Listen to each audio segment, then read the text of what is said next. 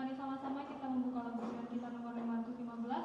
Tuhan adalah bait Allah, jemaat diundang berdiri.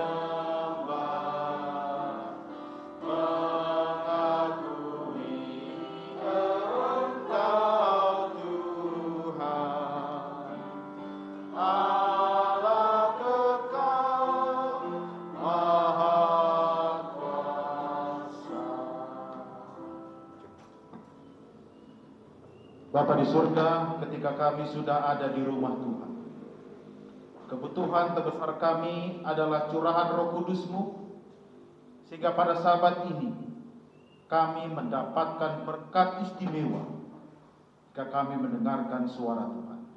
Sertai ibadah kami pada sabat ini menjadi kepujian dan berkat buat kami semua. Di dalam nama Yesus kami sudah berdoa. Amin.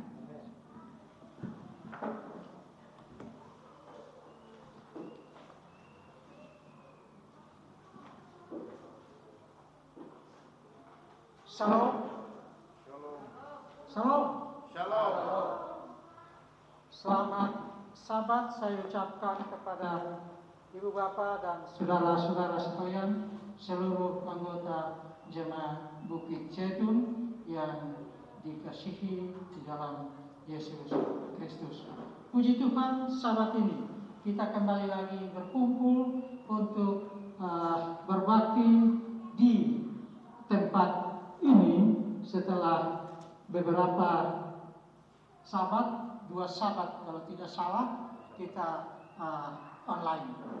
Dan biarlah kiranya sabat mendatang kita akan melakukannya seperti pada sabat ini. Untuk memulai ibadah khotbah kita pada sabat ini, saya mengundang kita semua membuka dari buku Mazmur pasal 1 ayat 1 sampai ayat yang ke-6. Mazmur pasal 1 ayat 1 sampai dengan ayat ke-6. Kami yang di depan akan membacakan ayat ganjil, jemaat ayat genap, dan pada ayat yang ke-6 kita baca bersama-sama. Saya undang untuk kita sama-sama berdiri.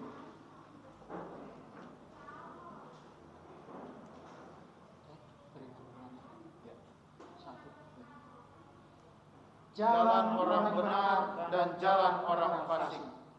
Berbahagialah orang yang tidak berjalan menurut nasihat orang fasik, yang tidak berdiri di jalan orang berdosa, dan yang tidak duduk dalam kumpulan pencemooh. Jemaat.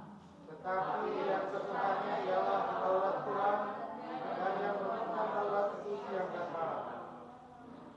Ia seperti pohon yang ditanam di tepi aliran air, yang menghasilkan buahnya pada musimnya, dan yang tidak layu daunnya.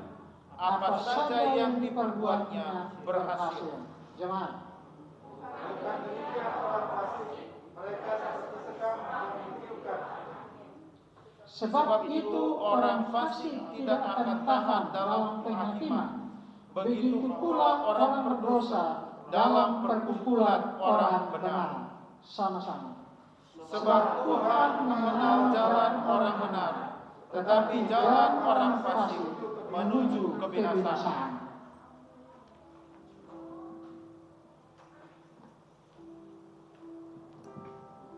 Untuk berbuka kita, mari sama-sama kita membuka lagu Sion nomor 313,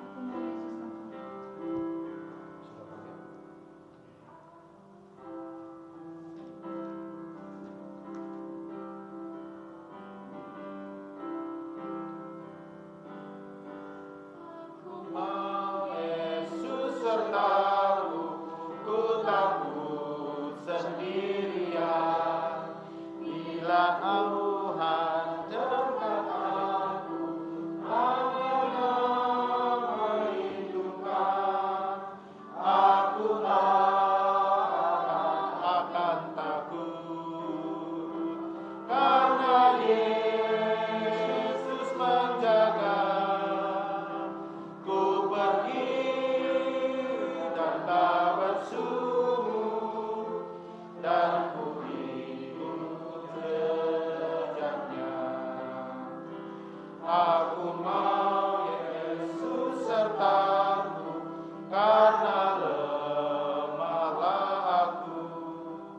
Suaranya menghibur aku dan menuntun jejakku. Aku akan takut, karena Yesus menjaga. Ku pergi dan tak bersurut, dan ku ikut jejaknya. Aku mau Yesus sertaku selama aku di dunia. Ia memberkati aku dengan kasih karunia. Aku tak akan takut, karena Yesus menjaga. Ku pergi dan tak bersurut, dan ku ikut jejaknya. Aku mau Yesus sertaku, Ia beri kekuatan. Ia yang memimpin aku sampai tiba Kanaan. Aku tak akan takut, karena Yesus menjaga. Ku pergi dan tak bersungguh, dan ku ikut jejaknya. Saya dan kita sama-sama berteduh untuk berdoa sambil menyanyi Tuhan udahan padanya.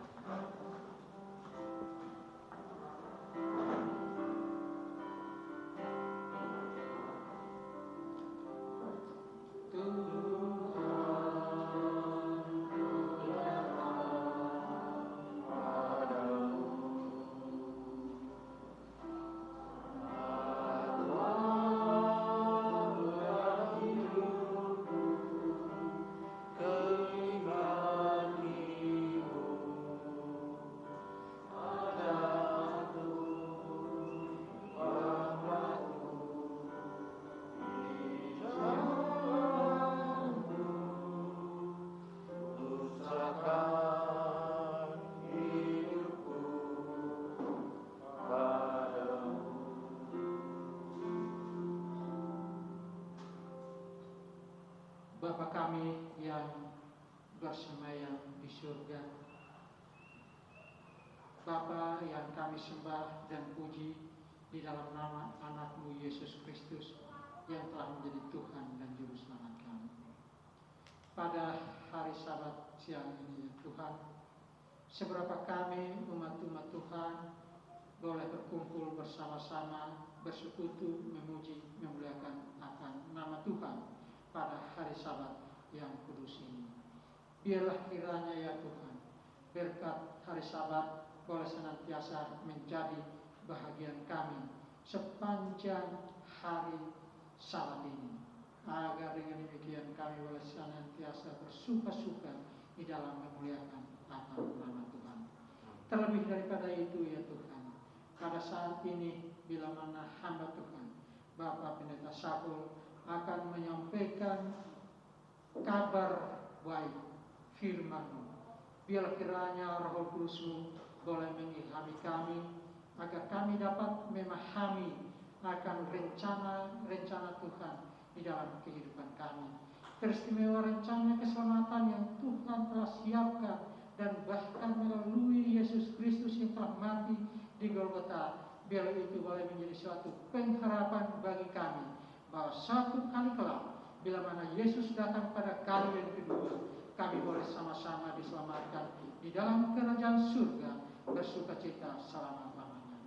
Untuk itu ya Bapa, biarlah kiranya setiap firman-Mu yang keluar dari mulut hamba-Mu Bapak Pendeta Saul itu boleh berkuasa di dalam kehidupan kami, menjadi suatu perlindungan bagi kami dari hari ke hari, agar kami semakin lebih dekat, semakin setia kepada Tuhan. Dan biarlah kiranya sukacita Sabat seperti pada saat ini akan menjadi bahagian kami untuk selama-lamanya. Terima kasih Bapak, terima kasih seberapa yang kami hadir pada hari Sabat ini, biarlah kiranya berkat itu boleh menjadi bahagian kami. Bagi saudara-saudara kami yang tidak hadir pada hari Sabat ini oleh karena halangan-halangan yang patut, kiranya Tuhan juga memberkati mereka. Secara khusus mungkin yang sedang menyerahkan pelayanan di rumah sakit Advent, kiranya Tuhan juga memberkati akan pelayanan mereka. Seberapa kami, saudara-saudara kami yang tidak hadir oleh karena kekhawatiran dunia ini, oh Tuhan, berikan kelepasan bagi mereka, berikan kekuatan iman, tambahkan kepada mereka pengharapan agar supaya dengan demikian di Sabat-Sabat mendatang kami boleh bersekutu bersama-sama.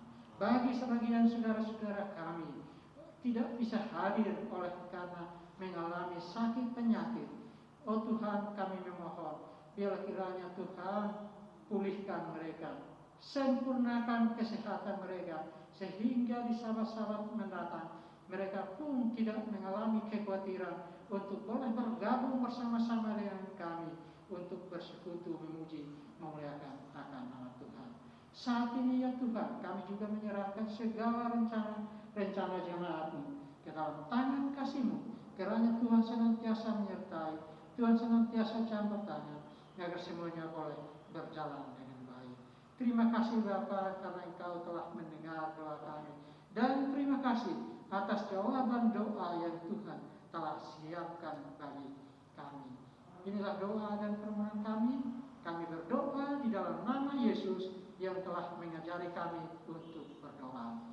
Bapa kami di surga, dikuduskanlah namamu, datanglah kerajaan-Mu, jadilah kehendak-Mu di bumi seperti di surga.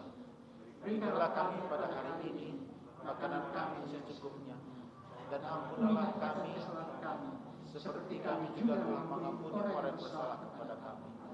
Dan janganlah membawa kami ke dalam pencobaan, tapi lepaskanlah kami daripada yang jahat.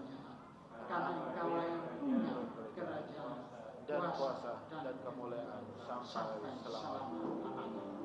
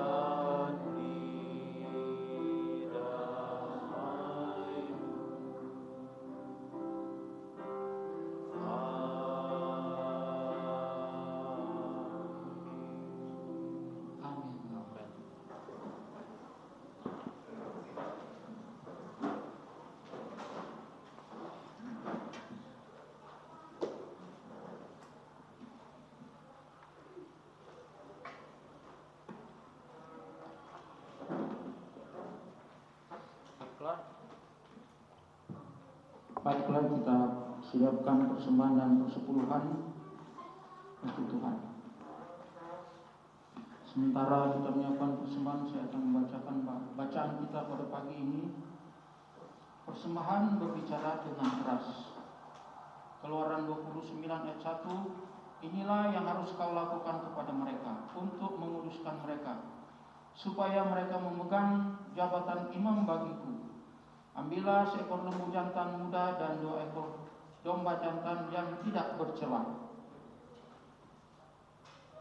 Kita menyembah Tuhan melalui persembahan karena itu adalah khotbah tanpa kata-kata. Setelah membangun Ka'bah dari persembahan sukarela orang-orang, sekarang saatnya untuk mengasingkan Harun dan putra-putranya untuk pelayanan kudus. Keluaran 29 memberikan rincian tentang pelayanan penapisan imam pertama di Israel. Menariknya, Musa sang pemimpin tidak menyampaikan pidato khusus untuk menyampaikan khotbah pada kesempatan itu. Tetapi satu hal yang menonjol yaitu persembahan dari berbagai jenis. Korban penghapus dosa, korban bakaran, persembahan unjukan. Apa pesan yang disampaikan oleh berbagai macam persembahan ini? Korban penghapus dosa adalah untuk penebusan dosa. Para imam diingatkan bahwa mereka membutuhkan rahmat dan pengampunan Tuhan untuk memenuhi syarat bagi tugas mereka. Korban bakaran dibakar seluruhnya di atas mezbah. Itu menunjukkan pada komitmen total yang dituntut dari mereka yang dipanggil untuk melayani.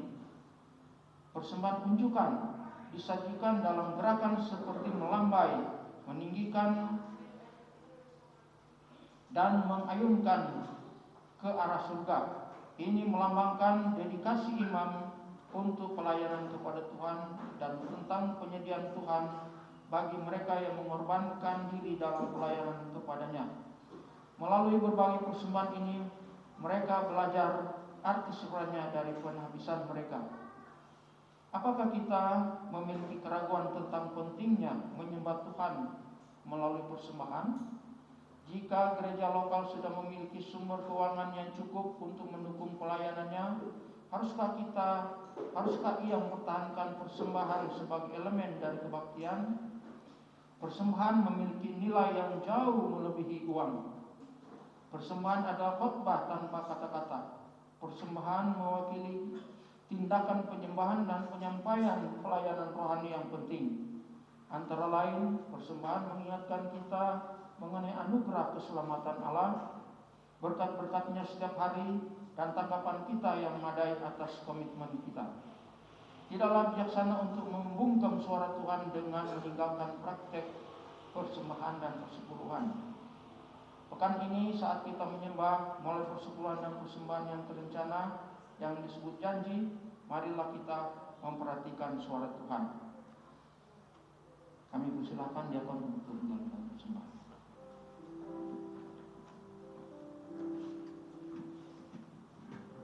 Untuk mengumpulkan persembahan, mari sama-sama kita membuka lagu isian kita nomor 148, Ku Kasih Padamu.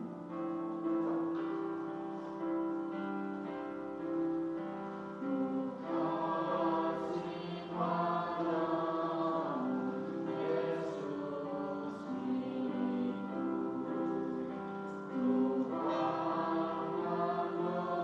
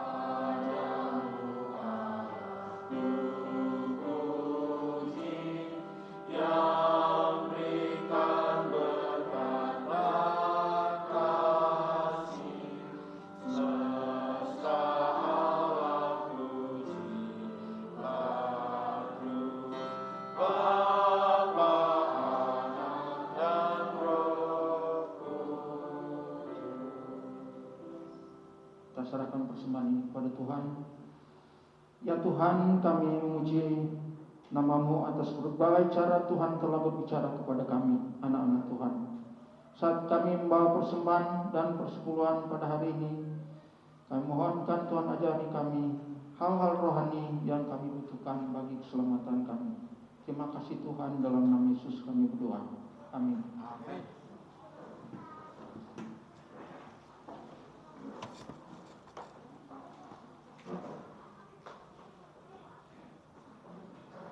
Kesempatan yang berikut ini kami berikan kepada UKSS Pemuda untuk membawakan sebuah lagu pujian.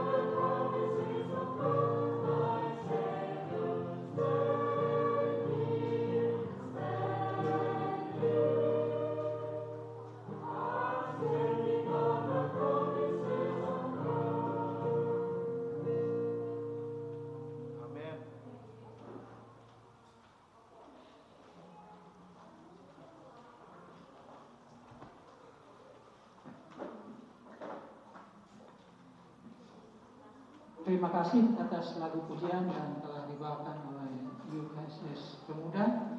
Dan selanjutnya kami mengundang anak-anak untuk ke depan. Kita akan mendengarkan cerita anak-anak yang akan dibawakan oleh Ibu Sinaga.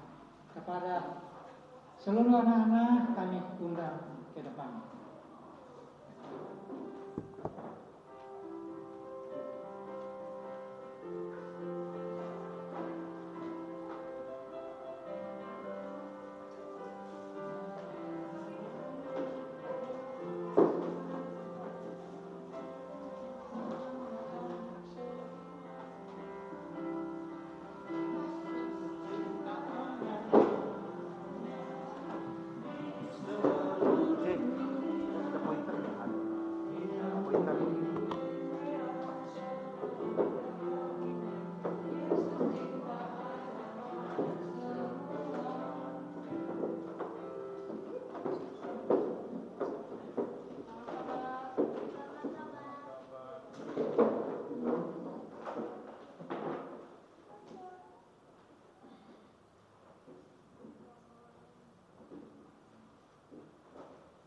Lagi sama-sama anak-anak. Apa kabarnya anak-anak? Luar biasa. Aku ingin menjadi seperti Yesus Kristus. Dalam hal apa? 1. Senang berdoa. 2. Senang belajar kitab. 3. Senang berbuat baik. 5. Senang bersaksi. Oke, terima kasih. Nah,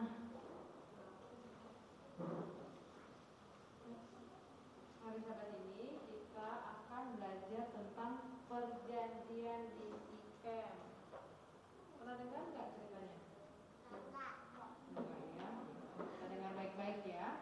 Nah, jadi setelah sampai mereka di negeri yang sudah diberikan kepada bangsa Israel,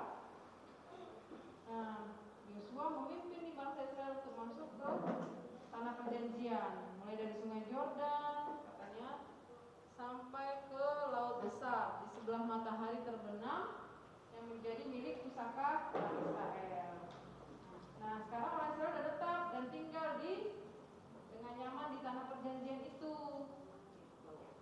Nah, tanah itu dibagi-bagi sesuai dengan jumlah suku bangsa Israel, dan setiap suku bangsa tinggal di daerah yang ditentukan. Next. Nah itu terus lagi.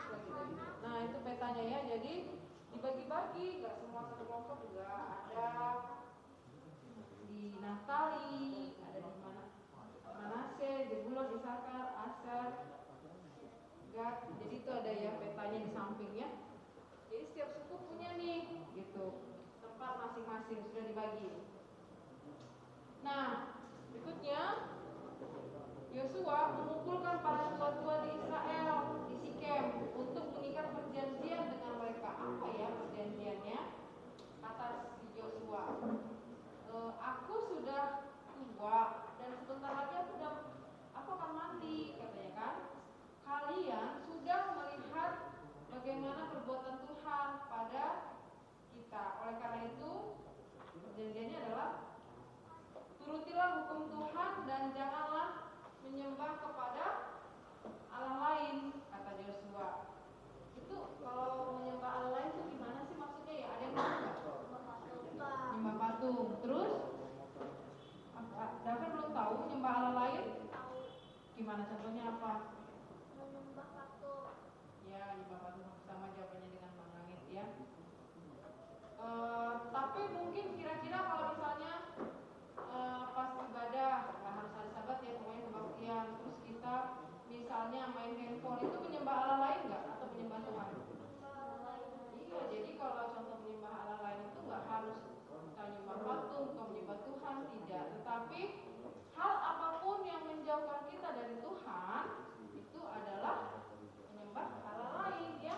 Misalnya kebanyakan nonton tapi lupa berdoa, kita misalnya nonton aja yang penting, nanti aja itu sama Tuhan. Nah itu juga sudah menjauhkan kita dari Tuhan. Jadi perjanjian itu sudah ada Yosua bersama dengan para tua-tuanya. Nah, ya ada Yosua. Jadi ada beberapa nama anak-anak itu diambil dari Alkitab. Nah, kata Yosua lagi, beribadahlah kepada Tuhan dengan segenap hatimu. Pilihlah pada hari ini kepada siapa kamu akan beribadah.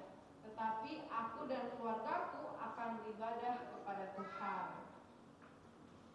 Lalu mereka menyambut bahwa bangsa itu mengatakan, kami akan beribadah kepada Tuhan, kata Yosua. Kalian telah memilih menurut kepada Tuhan. Oleh karena itu, buanglah semua ilah-ilah lain. Itu tadi. Kalau zaman itu mungkin patung ya. Pada zaman itu dulu kan nggak ada handphone, nggak ada tablet, nggak ada TV, nggak ada zaman dulu. Tapi mungkin ada hal-hal yang ya mirip-mirip. Kalau sekarang mungkin berbeda jenisnya gitu. Jadi kita tetap mengutamakan siapa? Tuhan dalam hidup kita. Lalu Yosua menuliskan semuanya itu dalam kitab hukum Allah. Kemudian dia mengambil batu besar. Batu besar. Nah, itu batu besarnya ya. Dia sebagai pengingat dan mendirikannya di bawah pohon besar di tempat kudus Tuhan.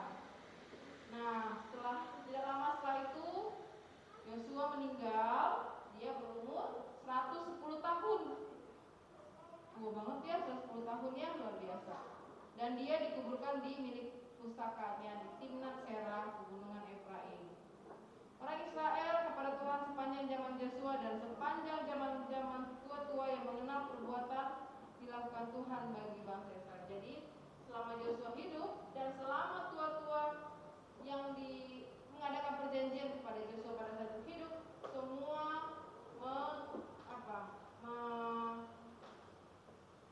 memegang janji yang telah mereka lakukan. Jadi sekarang anak-anak janjinya apa nih pada saat ini? Mau berjanji nggak untuk tetap setia pada Tuhan? Iya, terima kasih ya. Nah, Tuhan lihat, malaikat Tuhan juga mencatat nih, oh ini mereka kenapa Yosef? Nggak usah malu-malu ya. Jadi sama seperti pada zaman dulu itu Alkitab, Yosua, begitu juga dengan kita. Walaupun mungkin banyak godaan, semakin kesini semakin banyak godaan yang ditawarkan kepada kita, tapi kita berjanji bahwa biarlah kita selalu setia kepada Tuhan. Seperti Yosua yang sudah menurut kepada Tuhan, dia dicatat sebagai apa? Hamba Tuhan. Nah, kalau kita sudah dicatat sebagai hamba Tuhan, kita mau nggak dicatat sebagai Yosua ini anakku yang kukasihi, nanti dia akan masuk surga ini, atau Syasha juga dia selalu manis di gereja gitu ya, dia anak yang kukasihi, dia akan masuk surga nanti gitu. Siapa yang mau ditulis di buku Tuhan? Iya, kita semua pasti mau ya, karena kita di dunia ini hanya hidup sementara.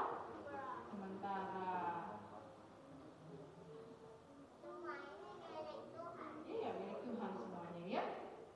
Oke, baik. Jadi ayat Alkitabnya tertulis dalam Yosua 24 ayat 15.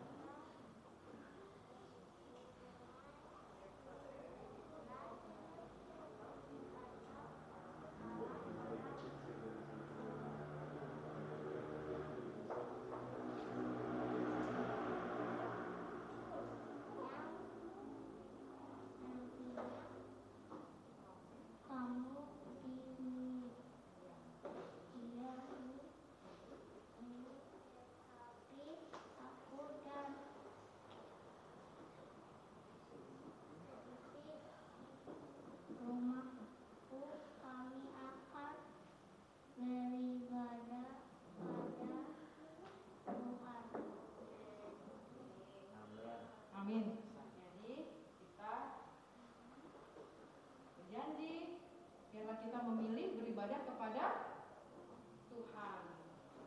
Baik, siapa yang berdoa? Aku.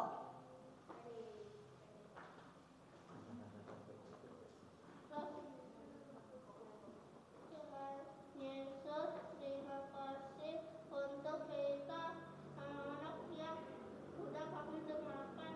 Tolong ajar kami untuk selalu berjalan bersama Tuhan dan menurut kepada-Mu. Terima kasih Tuhan.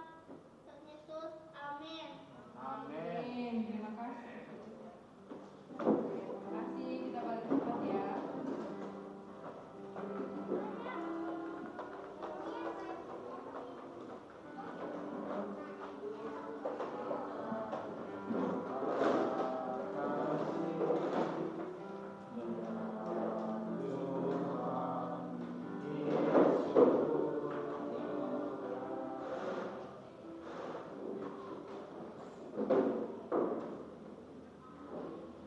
Terima kasih untuk cerita khotbah untuk anak-anak. Ayat pengantar khotbah siang ini dalam Lukas 5 ayat yang ke-32. Lukas 5 ayat 32, Yesus berkata, "Aku datang bukan untuk memanggil orang benar, tetapi orang berdosa supaya mereka bertobat." Untuk menghantar khotbah, mari sama-sama kita menyanyikan lagu Tuhan bersama.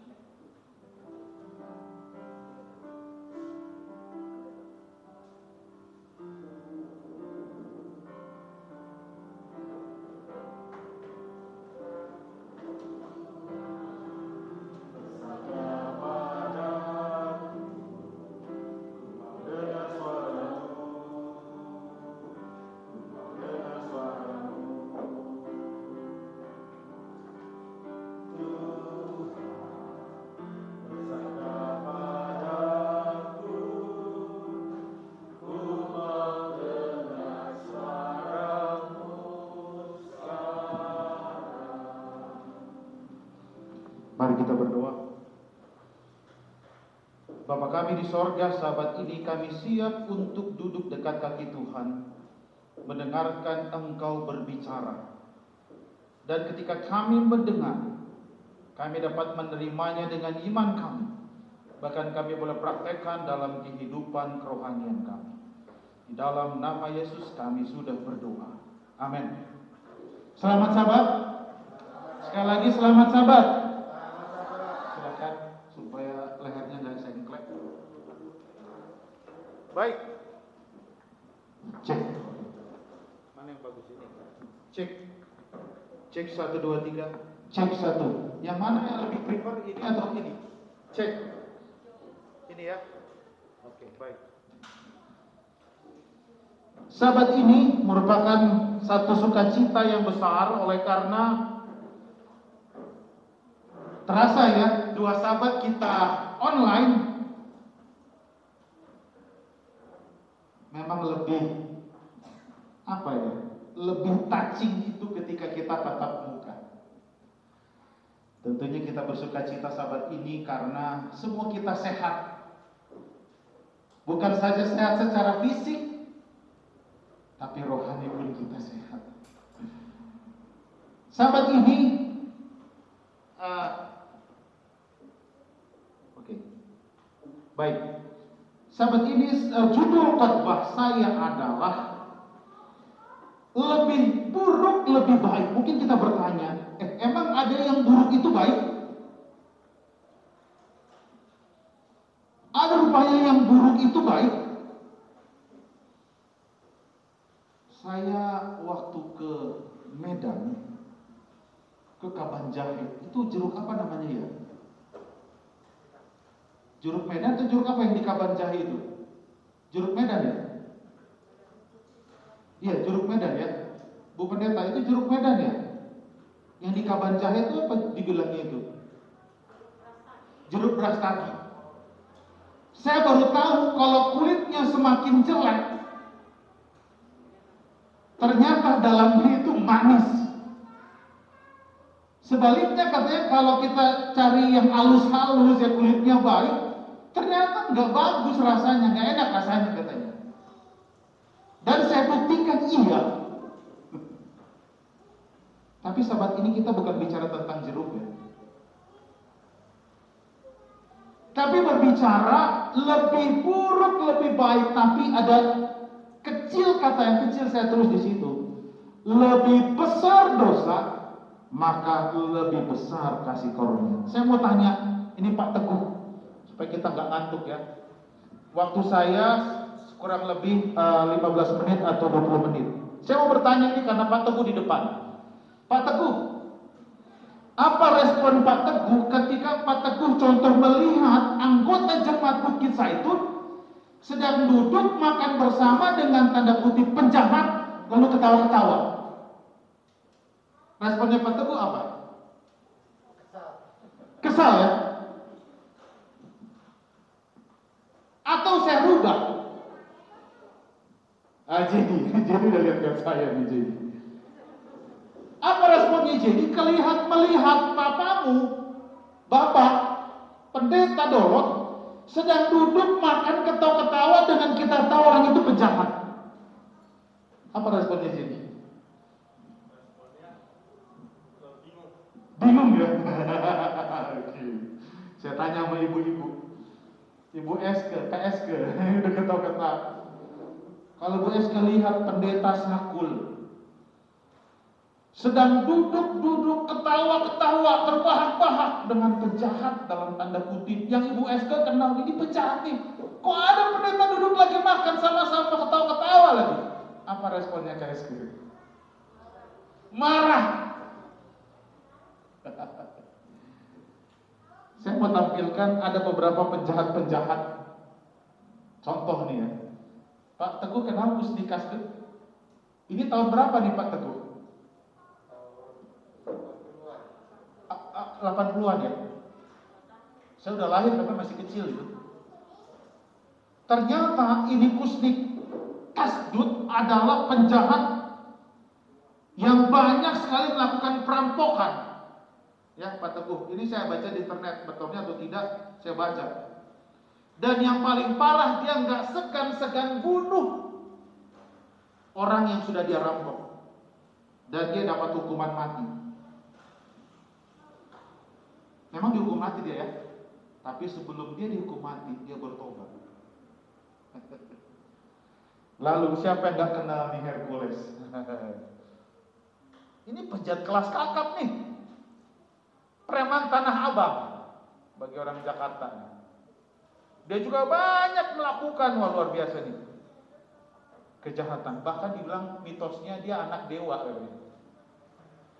Ya dibilangnya dia anak dewa, putra dari Zeus katanya. Ini preman senior nih. Dan masih sekarang masih hidup dan ditakuti. Lah, ya? Iya. Lalu ini Diki Ambon. Kalau bilang dari Ambon, Diki Ambon berarti orang apa ini? Orang Ambon. Sama juga, tapi dia tinggalnya di Yogyakarta ini. Sama melakukan aksi yang sangat mengerikan, bahkan asusila, tahu? Pemerkosaan. Wajarlah kalau ini kok Pak Pendeta Dolot atau Pendeta Saku duduk ketawa-ketawa sama penjahat-penjahat ini, wah responnya marah ya. Siapa yang kenal ini John Kay? Sama nih, ini orang-orang yang saya koleksi, bukan koleksi ya. Yang saya tampilkan adalah orang-orang dalam tanda kutip ini sampah masyarakat. Dan yang terakhir ini dia, Johnny Indu. Wah, kalau nggak salah sempat artis dia Pak Teguh ya. Sempat artis dia, sama dia melakukan kejahatan yang sangat luar biasa. Tapi yang saya tahu dia sudah bertobat kalau tidak salah ya.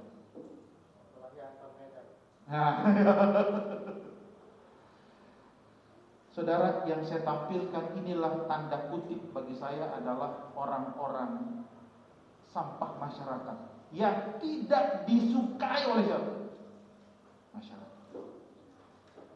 Nah, mari kita sama-sama buka dalam Lukas pasal yang ke-15 ayat 1 sampai 10. Perhatikan ayat yang pertama.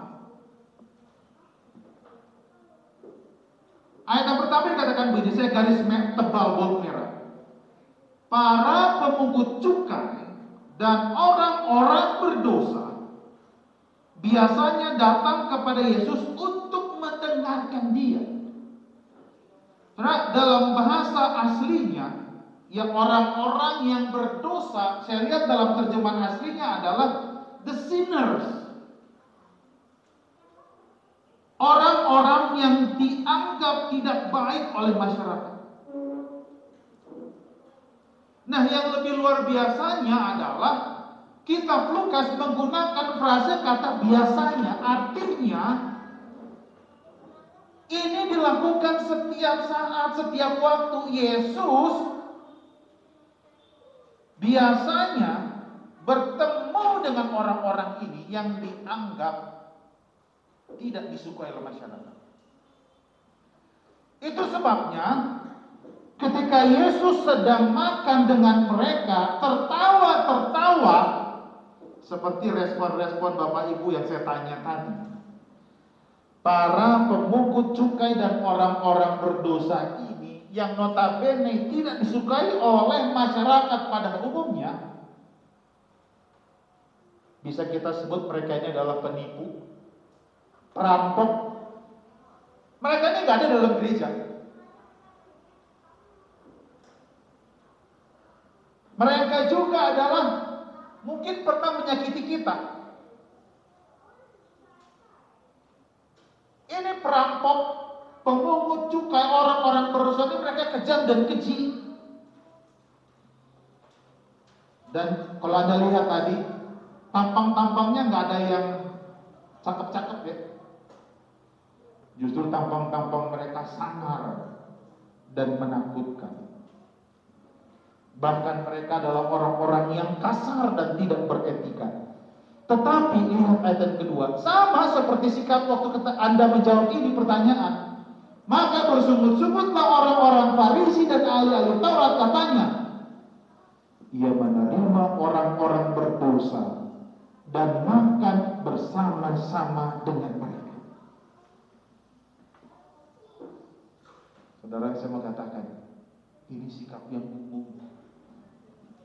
Sikap umum inilah buku pun mencatatnya. Nyonya White di buku Membina Kehidupan Abadi MKA halaman 142 dikatakan begini. Para rabi punya pepatah yang mengatakan bahwa surga akan gembira bila seseorang yang berdosa, yang saya sebutkan tadi, terhadap Allah itu dibinasakan. Siapa yang setuju dengan kutipan ini? Ada yang setuju? Seperti ragu-ragu. Setuju dengan kutipan ini? Jadi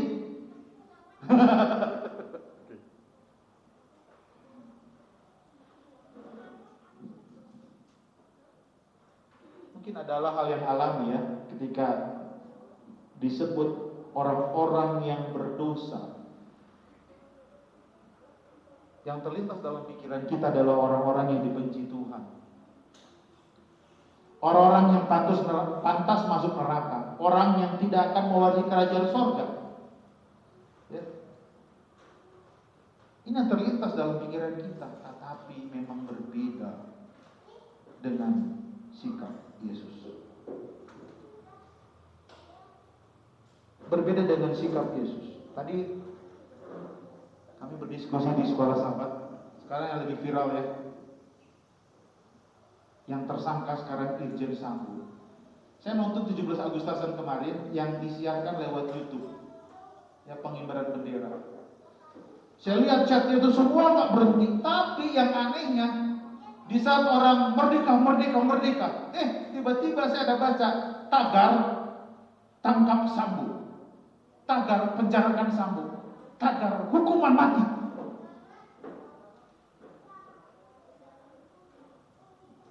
Lihat, orang-orang sangat membenci sosok itu. Ini mungkin sikap umum, tapi berbeda dengan sikap Yesus. Apa sikap Yesus?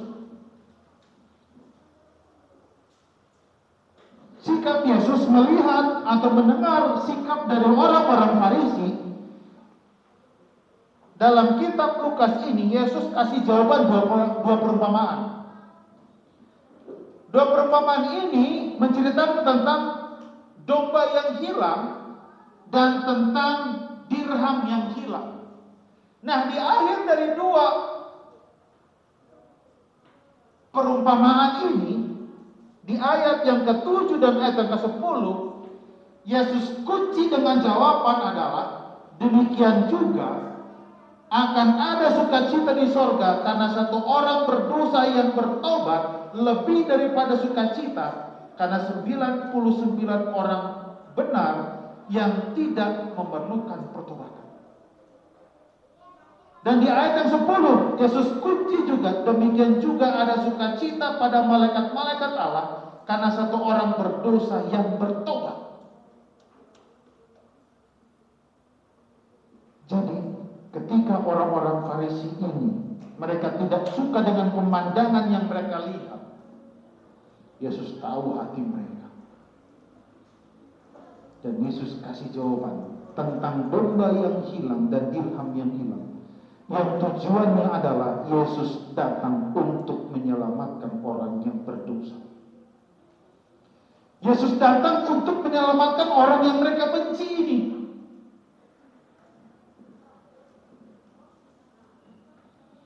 Lalu di ayat di kitab Markus cerita yang sama jawaban Yesus.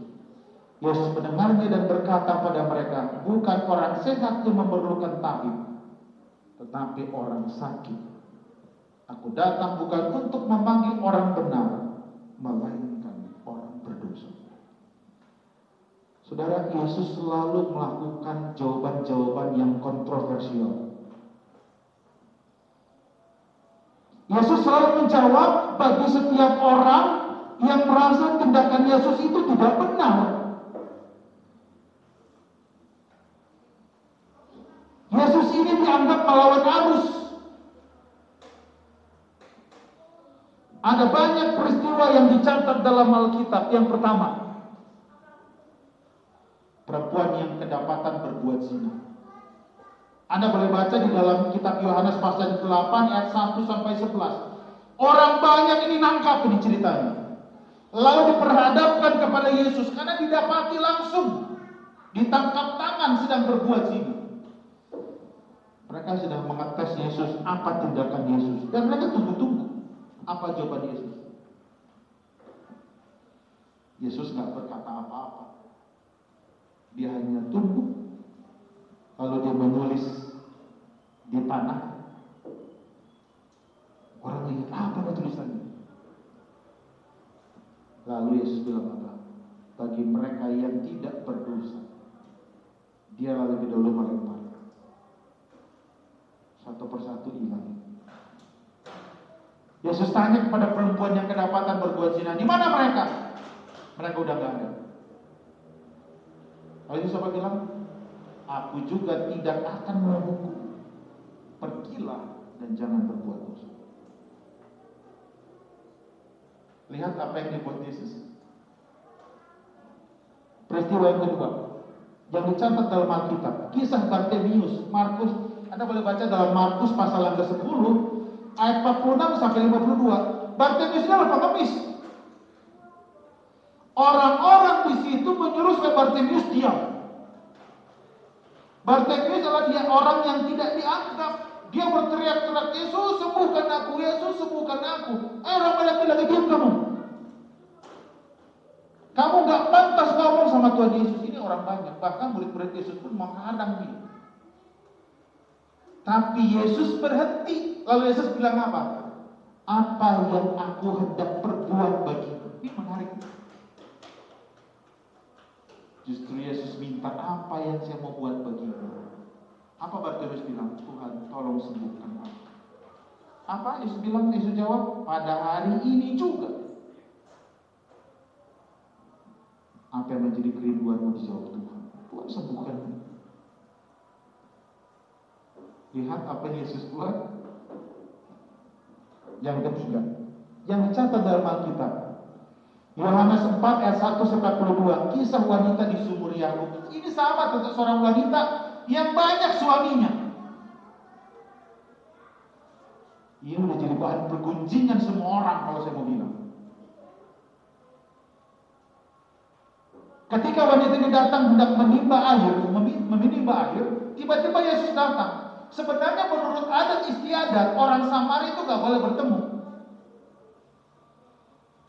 Ada waktu-waktunya. Tapi tiba-tiba Yesus minta air minum, ini dilarang sebenarnya. Kalau menurut adat istiadat gak dibenarkan, tapi Yesus datang meminta. Kenapa Yesus datang meminta? Yesus mau mengadakan penginjilan perorangan kepada wanita.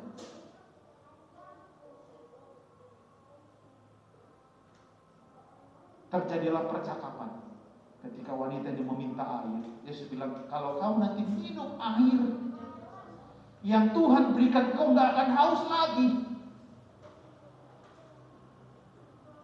Dari perjumpaan wanita sama dengan Yesus ini membawa perubahan yang luar biasa terhadap wanita ini. Dia pulang ke rumah dikasih tahu kabar baiknya. Lihat, Yesus lawan ini tradisi-tradisi yang membuat orang tidak datang kepada Tuhan. Yesus lawan, Yesus dobrak. Yang terakhir, Sakeus. Ini mungkin ada tahu ceritanya ya. Ini kisahnya terdapat dalam Lukas pasal yang 19 ayat 1 sampai 10. Ini mungkin KSK atau KBRI tahu ini. Saya punya sepupu namanya Stefan. Dia cerita Alkitab di gereja. Lalu dia salah ngomong. Yang harusnya Sakeus, ya, apa itu dia bilang ya? Petrus ya gitu. Salah sebut dia bilang katanya, Petrus, turunlah. Orang udah bingung loh. Oh, bukan Petrus, itu Sakeus. Hanya dia rubah ceritanya. Petrus turun, itu tempatnya Sakeus. Ini cerita udah lama ini di Ratahan saya dengar ini. SK mungkin tahu. Nah ini juga sama. Sakeus ini adalah pemungut cukai. Ini yang suka menggelapkan uang masyarakat. Mengambil banyak keuntungan orang yang dibenci. Orang-orang mungkin jarang mau ketemu sama dia.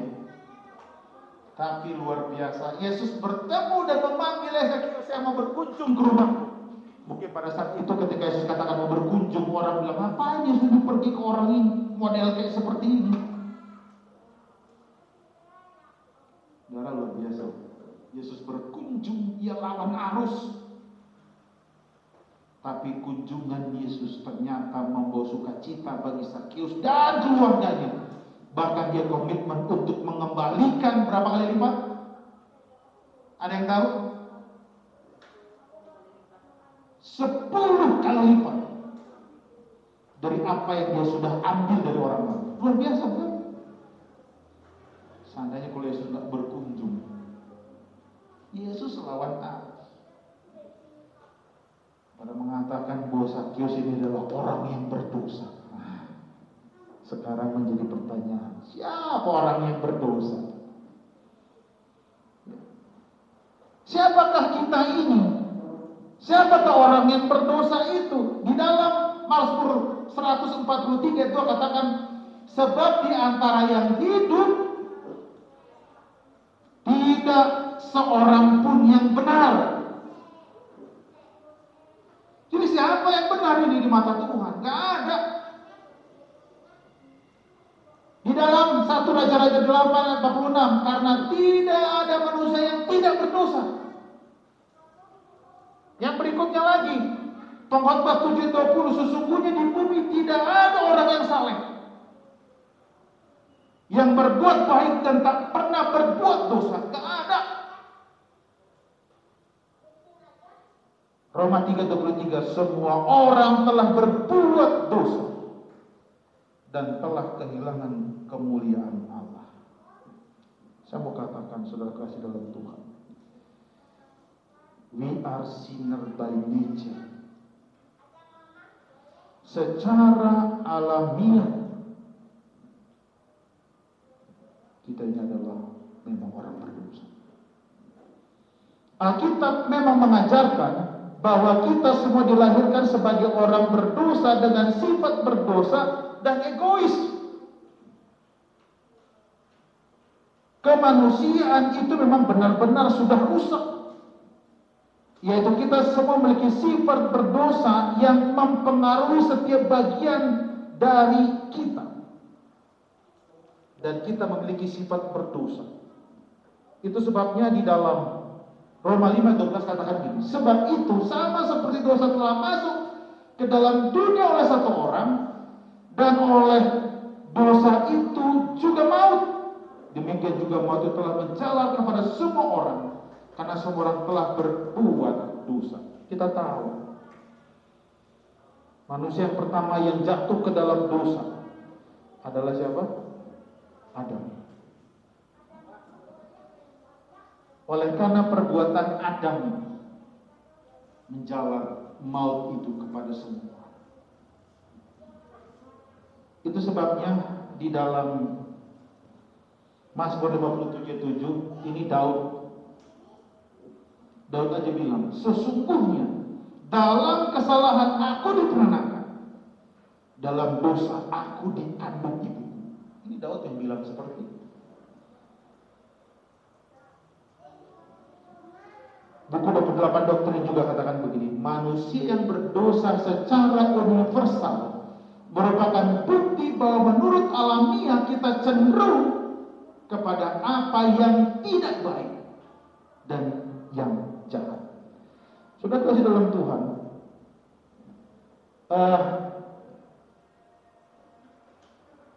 kadang-kadang saya melihat seperti ini. Contoh seperti anak kami di rumah Sasa kecil ya. Pernah saya ada tanya, tiba-tiba dia berbohong. Kami orang tua nggak pernah ngajar dia berbohong. Saya tanya Sartika juga yang ada di rumah, nggak pernah diajarin berbohong. Balita secara alami, ya, kita tidak pernah mengajar mereka untuk berbohong, tidak. Tapi secara alami tiba-tiba mereka ngomong seperti itu. Nah, kita sebagai orang tua, kita harus berusaha keras untuk memberikan kesan kepada anak-anak kita, untuk paling tidak kasih tahu tentang nilai-nilai kebenaran. Ketika anak saya berbohong, saya bilang, Sasa kecil, itu tidak boleh ya, tidak baik, nggak boleh berbohong. Harus sampaikan yang benar. Itu secara alami, anak-anak kita nggak pernah kita ajarin. Itu sebabnya we are sinner by nature. Secara alami juga balita atau anak-anak alami egois dengan bawaan mereka. Meskipun salah, kadang-kadang anak-anak diambil mainannya, ini milik saya. Dilihat mainannya sama di rumah, tiba-tiba diambil, ini kan punya saya. Gak ada yang ngajarin anak-anak. Secara alami, untuk anak-anak kecil, karena mereka dilahirkan sebagai orang yang berdosa. Nah, yang parahnya adalah kita tidak mau mengakui. Di dalam Wahyu pasal yang ketiga 17 katakan begini, karena engkau berkata, aku kaya dan aku telah memperkayakan diriku dan aku tidak kekurangan apa-apa. Dan karena engkau tidak tahu bahwa engkau melarat dan malang, miskin, buta dan telanjang. Ini Wahyu bilang.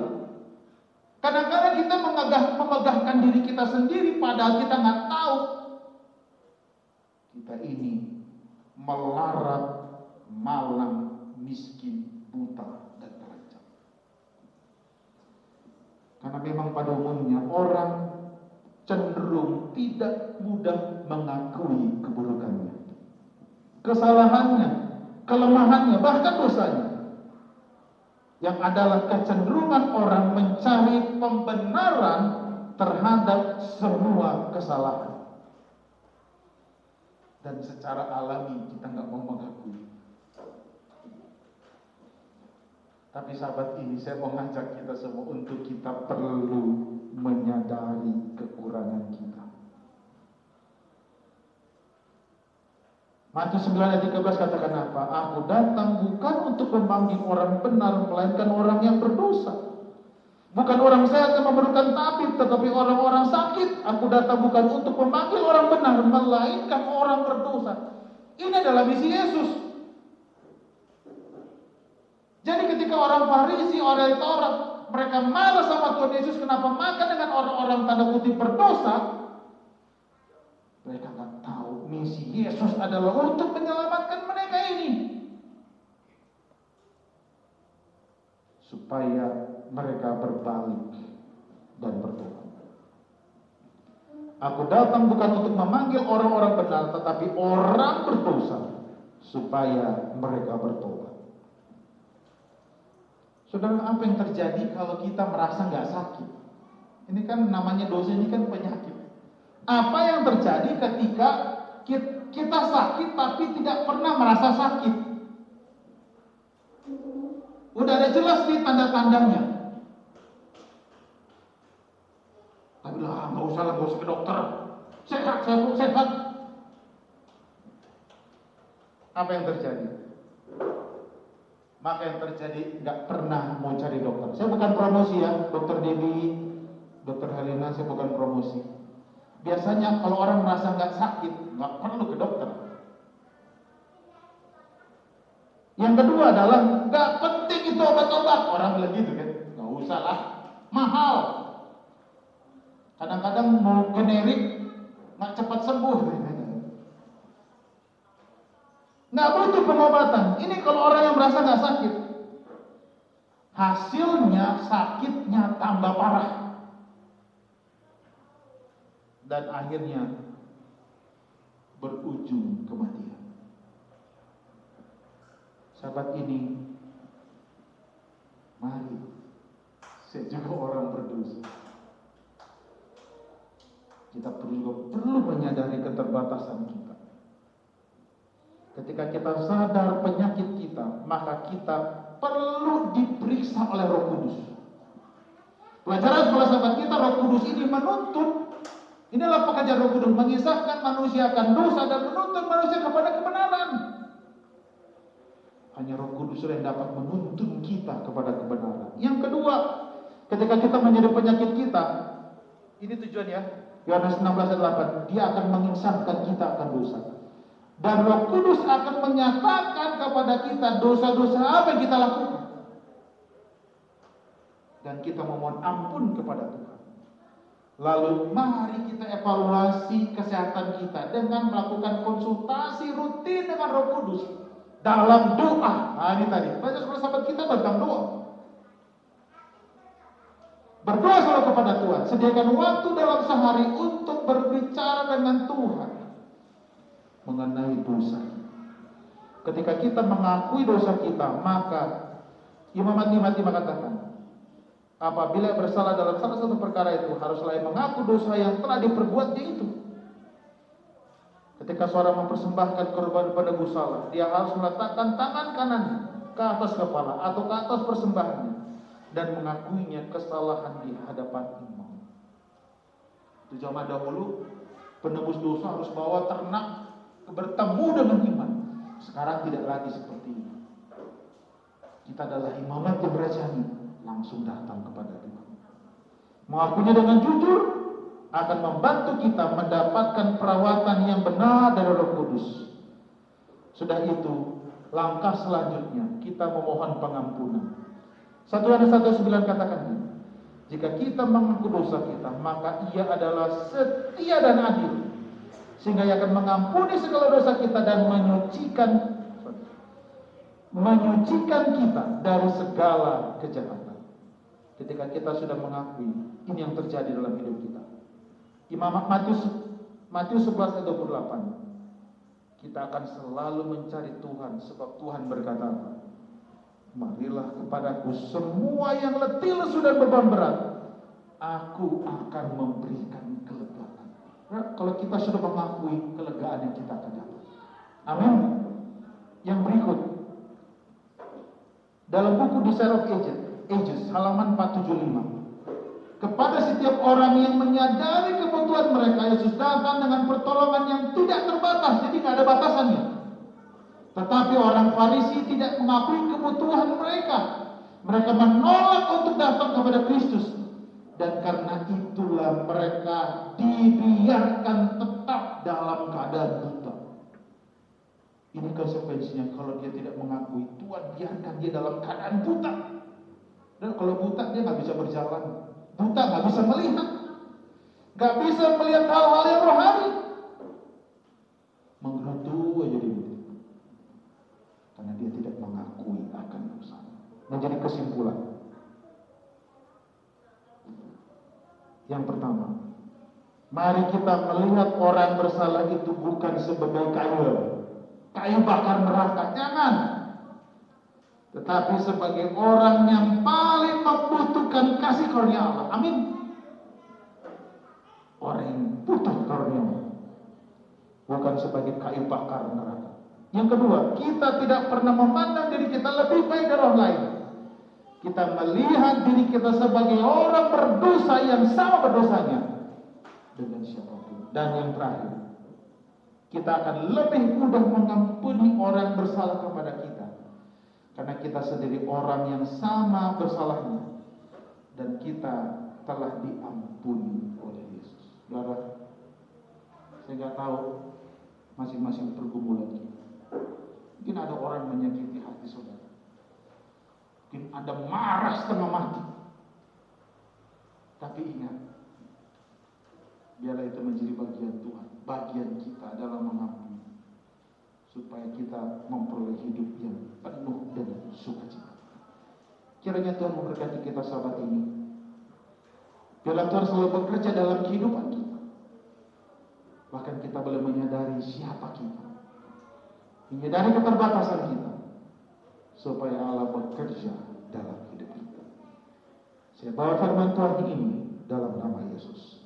Amin.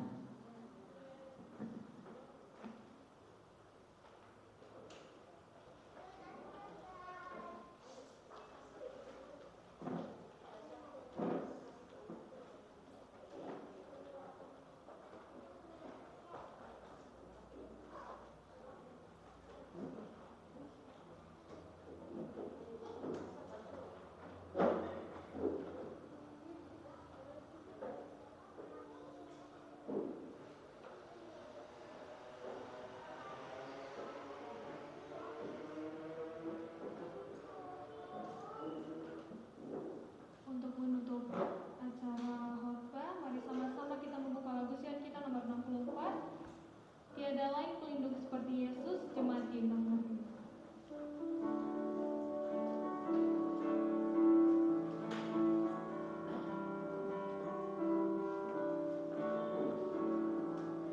Aku suka saksikan dari hal Yesus yang menjadi sahabatku yang erat, perubahan diriku yang sebelumnya adalah kasih juru selamat. Tiada lain pelindung seperti Yesus, tiada lain sahabat seperti Dia.